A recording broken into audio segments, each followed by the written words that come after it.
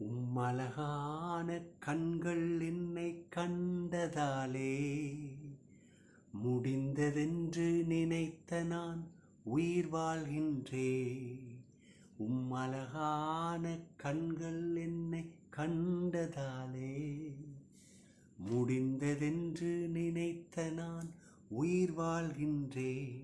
யாரும் அறியாத என்னை நன்றாய் அறிந்து தேடி வந்த நல்ல நேசரே, யாரும் அறியாத என்னை நன்றாய் அறிந்து தேடி வந்த நல்ல நேசரே, உம்மழகான கண்கள் என்னை கண்டதாலே முடிந்ததென்று நினைத்த நான் உயிர் வாழ்கின்றேன்.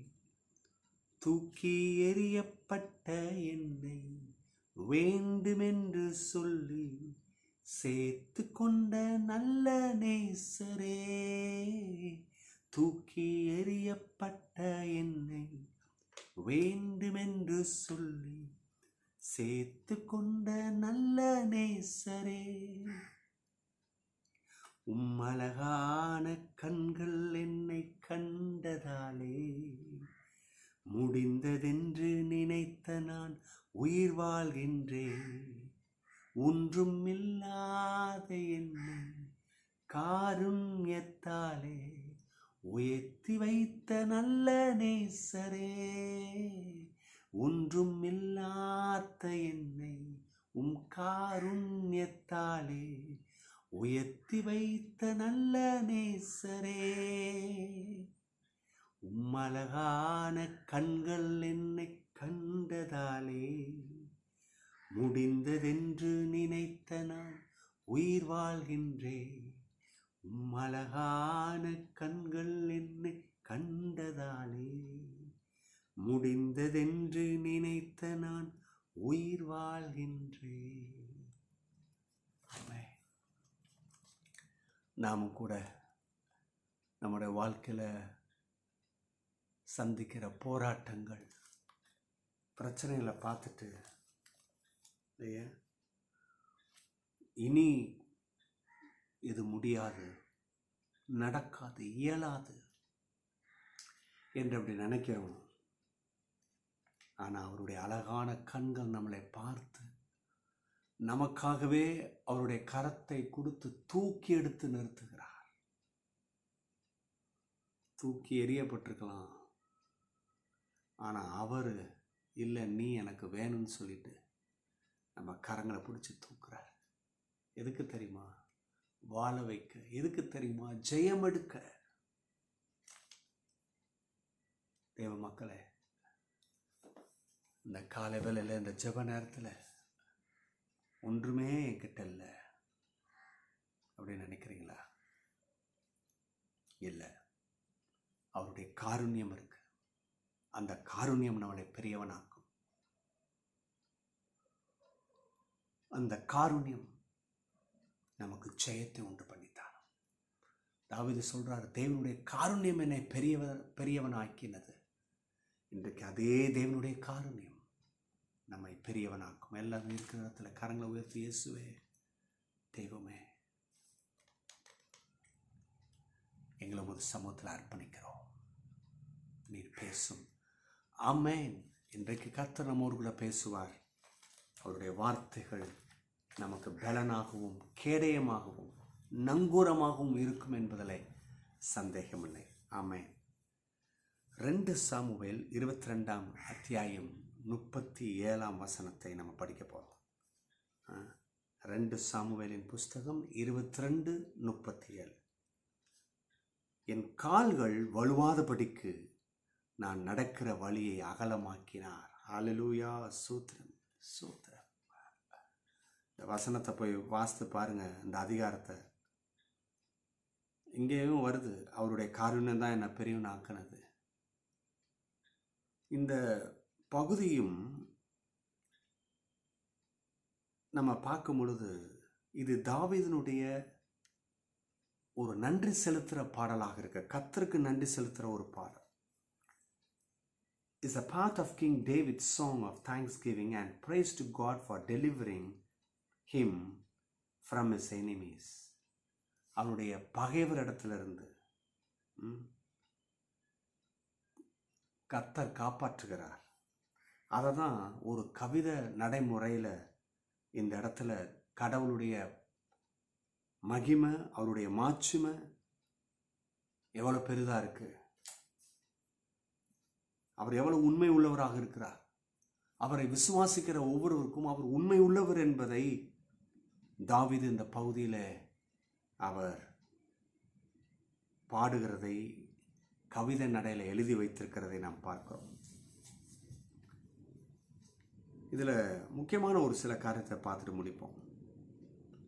இதனுடைய சாராம்சம் என்னன்னா, தாவீதினுடைய பாடல், இந்த பாடல் என்னன்னா deliverance, a David song of deliverance.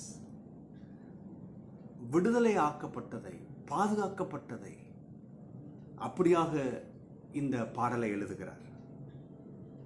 இன்னொன்று பார்த்தீங்கன்னா, இந்த 2 சாமுவேல் 22:37 இதே போல் சங்கீதம் 18 ஒரு பேரலாக வருது. ஒரு ஸ்லைட்டாக தான் வேரியேஷன், ஆனால் அந்த எசன்ஸ்னால் பார்த்தீங்கன்னா அங்கேயும் அப்படி தான். பகைவர்கிட்ட இருந்து தப்பிக்கும் பொழுது, பாதுகாப்பாக இருக்கும் பொழுது அவர் அந்த பாடலை எழுதுகிறதை பார்க்கிறோம். சரி, இப்போது இதில் இருக்கிற முக்கியமான கருத்தை நம்ம பார்த்து முடிப்போம். த லார்ட் இஸ் மை டெலிவரர். கர்த்தரே நம்முடைய மீட்பு தருகிறவர், நமக்கு வாழ்வு தருகிறவர், நமக்கு விடுதலை கொடுக்கிறவர், நம்மளை தப்புவிக்கிறவர் கர்த்தரே. இன்னைக்கு என்ன பிரச்சனையில் மாட்டிகிட்டு இருக்கிறீங்க? அவர் தப்புவிப்பார். இன்னைக்கு அநேக பேர் அவங்க பிஸ்னஸ் நிமித்தம் பல இடத்துல அப்படியே லாக் ஆகியிருக்கு. இன்னைக்கு ஒருத்தர், நான் ஒரு பிஸ்னஸ் மேனை பார்த்தேன், சொல்கிறாரு, பாருங்கள் இந்த இடத்துல இவ்வளோ நாள் பிஸ்னஸ் பண்ணுறேன், சில பேர் வந்து உதவி கேட்குறாங்க, சரி நம்ம செய்வோன்னு செய்கிறேன், ஆனால் அந்த பணம் வர்றதுக்கு எவ்வளோ நாள் ஆகுது, இந்த தாரேன்றாங்க, நாளைக்கே கொடுத்துறேன்றாங்க. அவர் கணக்கு பார்த்து சொல்கிறார், 57,000 ரூபா அவுட்ஸ்டாண்டிங், எப்படி வரப்போகுதுன்னு தெரில. கவனிங்க, இது போல் பிரச்சனையில் மாட்டிக்கிட்டு இருக்கிறீங்களா? அது உங்களுடைய ஆஃபீஸ் ஒர்க்கில் இருக்கட்டும், உங்களுடைய பிஸ்னஸில் இருக்கட்டும், குடும்ப ஜீவியத்தில் இருக்கட்டும். ஆனால் கர்த்தர் நம்மை மீட்கிறவராக இருக்கிறார். கர்த்தர் நமக்கு விடுதலை கொடுக்கிறவராக இருக்கிறார், நம்மளை மீட்டெடுக்கிறவராக இருக்கிறார். இல்லையா? முதல் காரியம், த லார்ட் இஸ் மை டெலிவரரில் first God create opportunities for deliverance. நமக்கு விடுதலை கொடுக்க, நம்மளை மீட்டெடுக்க கர்த்தர் என்ன பண்ணுறாரு? வாய்ப்புகளை கொடுக்குறாரு. அதான் இங்கே பாருங்கள், இந்த வசனம் என்ன சொல்லுதுன்னா, என் கால்கள் வலுவாதபடிக்கு, நம்ம கால்கள் வலுவாதபடிக்கு நம்முடைய வலியை அகலமாக்குனாராம்.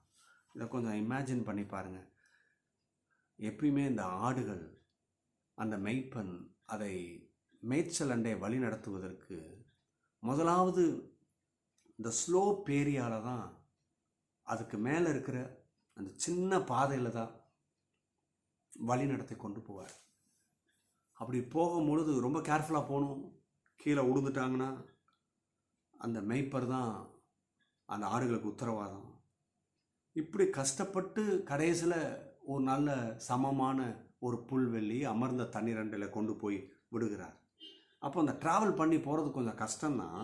ஆனால் இந்த இடத்துல பார்த்தோன்னா, என் கால்கள் வலுவாதபடிக்கு நான் நடக்கிற வழியை அகலமாக்கினீர். தாவீது சொல்கிறாரு, நான் வலிக்கு விழுந்துட போகிறேன், ஏன்னா என்னோட வலி ரொம்ப குறுகியதாக இருக்குது, விழுந்துட போகிறேன்னு சொல்லிட்டு நீங்கள் ஏன் வலியை அகலமாக்கினீர், வலியை ப்ராடாக்குறாரு.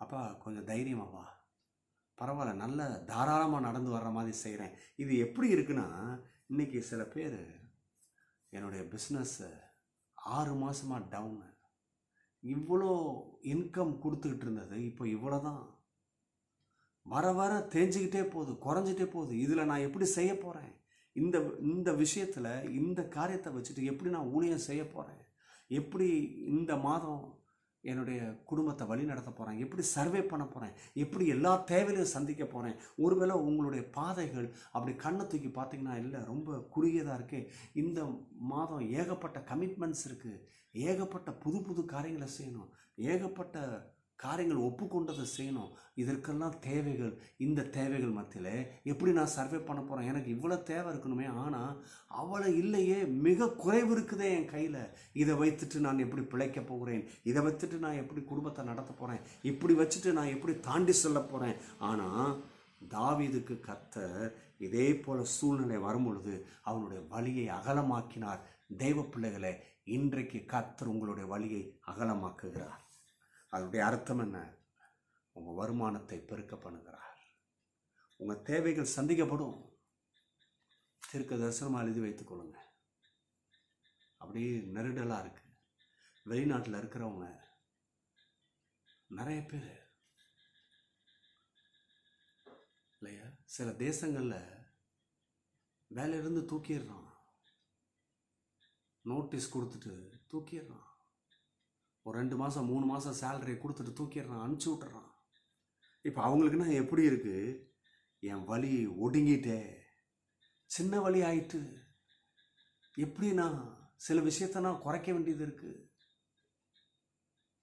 இப்போ நான் ரொம்ப பார்த்து பார்த்து தான் கால் வைக்கணும் போல இல்லையா, ஏன்னா வருமானம் இல்லை, என்ன செய்ய போகிறேன், கண் விழிச்சு போய் கிடக்கு, பிழைப்பனா, அதுக்குள்ளே எனக்கு வேலை கிடைக்குமா, முன்னேறுவனா? நான் சொல்கிறேன், இந்த வசனத்தை எழுதி வைத்துக்கொள்ளுங்க. கர்த்தர் தாவீதுக்கு உண்மை உள்ளவர் என்று சொன்னால் உங்களுக்கும் எனக்கும் உண்மை உள்ளவர். தாவீதுக்கு இறங்கினார் என்று சொன்னால் உங்களுக்கும் எனக்கும் இறங்குவார். ஆமென். நம்முடைய வழியை அகலமாக்குவார். God create opportunities for deliverance. கண்டிப்பாக கர்த்தர் வாய்ப்புகளை உண்டு பண்ணுகிறார். இன்றைக்கு இதை காது கொடுத்து கேட்டுக்கொண்டிருக்கிற தேவ மக்களே, உங்களுக்கு வாய்ப்புகளை உண்டு பண்ணுகிறார். ஊழியம் செய்கிறீங்களா?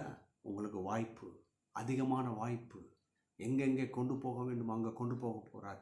வியாபாரம் செய்கிறீங்களா? தொழில் செய்கிறீங்களா? உங்களுக்கு அதிகமான வாய்ப்புகளை கொடுக்க போகிறார். நிறைய கிளைண்ட்ஸை கொடுக்க போகிறார். தீர்க்க தரிசனமாக சொல்கிறேன். உங்களுடைய ஆஃபீஸ் ஸ்டேஷனில் உங்களுக்கு சில நிர்பந்தம் இருக்குதா இல்லையா? கர்த்தர் உங்களுக்கு வாய்ப்புகளை கொடுக்குறார். ஷைன் பண்ண, ஐயோ இவ்வளோ வருஷம் இருக்கிறேன், எனக்கு தான் அந்த உயர்வு வேணும், ஆனால் எனக்கு கிடைக்காது போல இல்லையா, வேறு யாரும் செலக்ட் பண்ணிகிட்டு இருக்கிறாங்க, ஆனால் நான் இத்தனை வருஷம் உழைச்சேன், இத்தனை வருஷம் இங்கே இருக்கிறேன், எனக்கு இது அங்கீகாரம் கிடைக்கணும், ஆனால் இப்படி இருக்கே, எனக்கு ஏதாவது வாய்ப்பு இருக்குமா? சில பேர் அதுக்குன்னு சில இன்டர்வியூஸ் வச்சுருப்பாங்க, அதில் அவங்க விட்டுருக்கலாம், மிஸ் பண்ணிட்டேன், எப்படி எனக்கு உயர்வு, இனி என்னுடைய உயர்வு வர்றது காணல் நீர் தான், இனி எனக்கு இந்த சம்பாத்தியத்தில் ஒரு உயர்வு, நல்ல ஒரு ஹைக் வர்றது காணல் நீர் தான். ஏன்னா அந்த இன்டர்வியூவில் அந்த பொசிஷனுக்கு நான் போகும் பொழுது சில காரியங்களின் நிமித்தம் தோற்று போய் நிற்கிறேன், அதை சரியாக செய்ய முடியல. ஆனால் கர்த்தர் சொல்கிறாரு, நான் உனக்கு ஆப்பர்ச்சுனிட்டிஸை கொடுக்குறேன். கண்டிப்பாக கர்த்தர் நமக்கு ஒரு உயர்வை கொடுக்குறாரு, ஆசீர்வாதத்தை கொடுக்குறாருன்னா சும்மா ஏனதானு கொடுக்குறவரில் உப்புக்கு சப்பானா வைக்க கர்த்தர் விரும்புகிற, ஒன்றுமே தெரியாமல் கர்த்தர் போய் நிறுத்த மாட்டார். எல்லா ஞானத்திலையும் அறிவிலும் ஆற்றலிலும் நம்மளை தேர்ச்சி பட செய்து அங்கே போய் நிறுத்துவார். ஷாத்ராக் மேஷாக் ஆபேத் நேகோவுக்கு நிகராக அந்த தேசத்தில் ஒரு வாலிபர்கள் இல்லை, இவங்க தான் 10 மடங்கு சாமர்த்தியம். அப்படி இருக்கிற அந்த கிங்கே சர்டிஃபிகேட் பண்ணுறான். யாரும் அவனுக்கு ஈக்குவலாக, அந்த 3 பேருக்கு ஈக்குவலாக இல்லை, இவங்க தான். இன்னைக்கு அதே போல கர்த்தர் வாய்ப்புகளை உருவாக்கி தருகிறார். கடைசியா இல்லையா, the God delights in his people. கர்த்தர் அவருடைய பிள்ளைகள் நிமித்தம், அவருடைய மக்களின் நிமித்தம் சந்தோஷப்படுகிறார். உங்களால் என்னால் அவர் வருத்தப்படலை, சந்தோஷப்படுறாரு. என் பிள்ளைக்கு இதை செய்யணும், என் பிள்ளைக்கு இதை செஞ்சு கொடுப்பேன், என் பிள்ளைய இந்த மாதத்தில் இந்த விஷயத்தில் உயர்த்துவேன். என் பிள்ளைகள் எதுக்கெல்லாம் காத்து கொண்டிருக்கிறார்களோ, அப்படியே ஒரு மானானது நீருடைய வாஞ்சித்து கதறுவது போல அவளுடைய ஆத்துமா, இந்த நன்மை வருமா, இந்த சேமம் வருமா, இந்த இறக்கம் உண்டாகுமா, இந்த முன்னேற்றம் வருமா, என் வாழ்வு நீர்ப்பாய்ச்சலான தோட்டத்தை போல வற்றாத நீர்ட்டு போல இருக்குமா என்று ஏங்கி கொண்டிருக்கிற உள்ளங்கள் உண்டு. ஆனால் கர்த்தர் அந்த உள்ளங்கள் எல்லாம் அறிந்து வைத்திருக்கிறார். அந்த உள்ளங்களுக்கு செய்ய வேண்டியதை செய்து அந்த மக்கள் நிமித்தம் அவர் மகிழ்ச்சி அடைவார். God delight in his people. அவருடைய பிள்ளைகள் மூலம் அவர் மனமகிழ்ச்சி அடைவார். எப்போ மனமகிழ்ச்சி அடைவார்? பிள்ளைகளுடைய கரம் ஓங்கும் பொழுது, பிள்ளைகளுடைய கரம் ஓங்கும் பொழுது, பிள்ளைகள் உயர்ந்திருக்கும் பொழுது, பிள்ளைகள் சாதிக்கும் பொழுது, ஜெயம் எடுக்கும் பொழுது அவர் பிள்ளைகள் நிமித்தம் அகமகிழ்ச்சி அடைவார். எல்லாரும் கரங்களை உயர்த்தி இந்த வார்த்தையை ஜெபமா சொல்லுவோமா? தெய்வமே, இயேசுவே மீட்பரே, என் கால் வலுவாதபடி நான் நடக்கிற வழியை அகலமாக்குங்கப்பா, கிருபை செய். இயேசுவே நாமத்தினாலே ஆமென். God bless you. கண்டிப்பாக கர்த்தர் உங்களுடைய கால்களை அகலமாக்குவார். நீங்கள் செல்லுகிற பாதையை அகலப்படுத்துவார். ஏராளம் தாராளம் சாதிக்க, முன்னேற, தாண்ட கிருபை செய்வார். ஆமென். God bless you. Bye bye.